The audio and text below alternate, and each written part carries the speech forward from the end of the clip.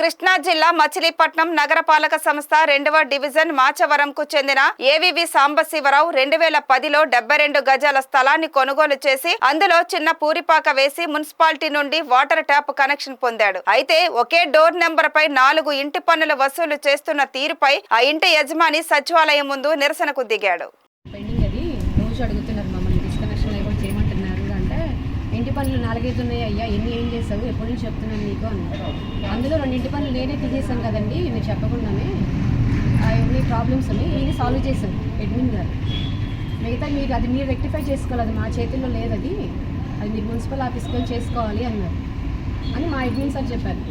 తర్వాత ఆయన ఎందుకు ఉన్నట్టుండి కొంచెం కోపం వచ్చింది, అసలు గట్టిగా మాట్లాడితే నేను కట్టేసి కొడతాను అది అన్నారు. అంటే ర్యాష్గా డైలాగ్స్ కూడా ఏం రాలేదు అసలు, మధ్యలో సడన్గా ఆయన అట్లా వచ్చింది, కోపం వచ్చింది. సరే అండి, మీరు అట్లా మాట్లాడితే ఇంక నేనేం చేయలేను, డిస్కనెక్షన్కి పెట్టేస్తాను, పంపు డిస్కనెక్షన్కి అని చెప్పాను.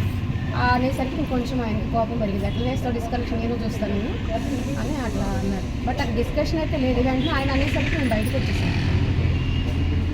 తర్వాత వచ్చిన తర్వాత సచివాలయానికి వచ్చి ఇదిగో నేను ఇట్లా 10 days కూర్చుంటున్నాను అని చెప్పి వచ్చి కూర్చున్నారు. అప్పటి వరకు అసలు ఆయన అట్లా రియాక్ట్ అవుతారని కూడా నాకు తెలియదు.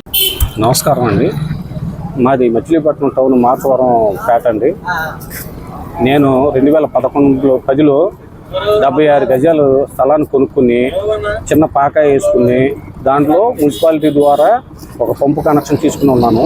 2011లో మా మిస్సెస్ పేరు మీద, నా భార్య పేరు మీద ఆ స్థలాన్ని రిజిస్ట్రేషన్ చేసి మున్సిపాలిటీ వారికి చెల్లించాల్సిన పర్మిషన్ సంబంధించిన అన్నిటినీ కట్టి బిల్డింగ్ నిర్మించుకుని ఉన్నాము. 76 గజాల్లో 2 గదులు ఇల్లు మాత్రమే నిర్మించుకున్నాము. ఆ ఇంటికి సంబంధించి గతంలో నా పేరు మీద ఉన్నటువంటి మున్సిపల్ పన్ను తీసివేసి పంపుని మా మిస్సెస్ పేరు మీద ట్రాన్స్ఫర్ చేయమని అనేక సార్లు అర్జీలు ఇచ్చి ఉన్నాం మున్సిపల్ కమిషనర్ గారికి. అప్పటి నుండి అది అలాగే జరుగుతుంది.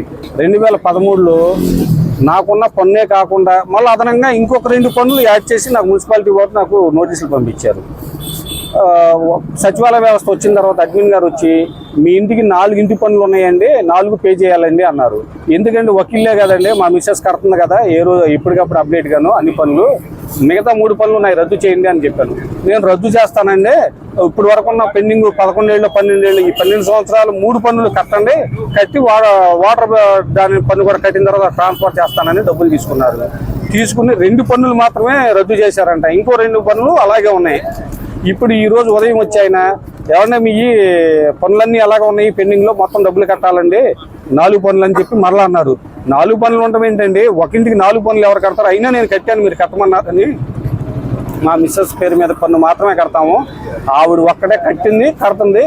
ఈ వాటర్ ట్యాక్స్ కూడా పెండింగ్ ఉంటే నేను ఇప్పుడే కట్టేస్తాను, పన్నులు రద్దు చేయండి అని చెప్పాను.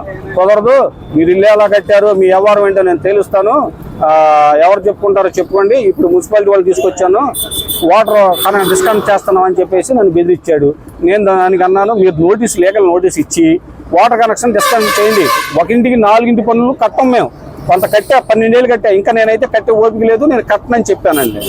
చెప్తే ఆయన చాలా రెక్లెస్గా నన్ను బెదిరించి ఇప్పుడే కనెక్ట్ చేస్తానంటే మా వార్డు ఇన్ఛార్జీలు పిలిపించి మాట్లాడమనండి. వాళ్ళని కూడా ఆయన చాలా తోలనాడి మీరు ఏం చేస్తారో చేసుకోండి, ట్రాన్స్ఫర్ చేస్తారా, 4 ఇంటి పనులు కట్టాల్సిందే అన్నారు. ఒక ఇంటికి 4 ఇంటి పనులు ఎలా కట్టగలం సార్? ఒక ఇల్లు, అది కూడా చిన్న 2 గదులు ఇల్లు,